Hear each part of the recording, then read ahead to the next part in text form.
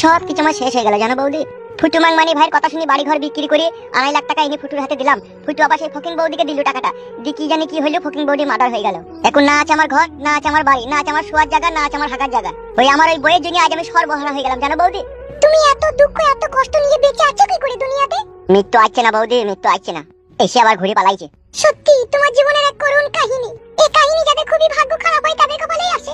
সত্যি বৌদি, এখন মনে হচ্ছে পৃথিবীটা শুধু নিষ্ঠুর মানুষের জন্যই নয়, তোমাদের কিছু ভালো মেয়েদের জন্য দুনিয়াটা আছে। না হলে দেখো আমার বউ আমাকে দলি চটকি ছেড়ে দিয়ে চলে গেল পর পুরুষের হাত ধরে। সেও তো মেয়ে, আবার তুমিও একটা মেয়ে। আমি শুধু মনে মনে একটা কথাই ভাবছি, তোমার মতো মেয়ে কেন আমার কপালে জুটলো না? এমন একটা মেয়ে আমার কপালে জুটলো, শালা ভাগ্যটা কাচের বোতলের মতো ভেঙে টাকনা হয়ে গেল। বাল আমার মনে যে এই জীবন আর রাখবো না, তাই বলে যে এক এক সময়। তাই তো তুমি কেঁদো না, কান্না ছাড়া আমাকে আর কিছু দিয়ে যায়নি আমার ওই বউটা।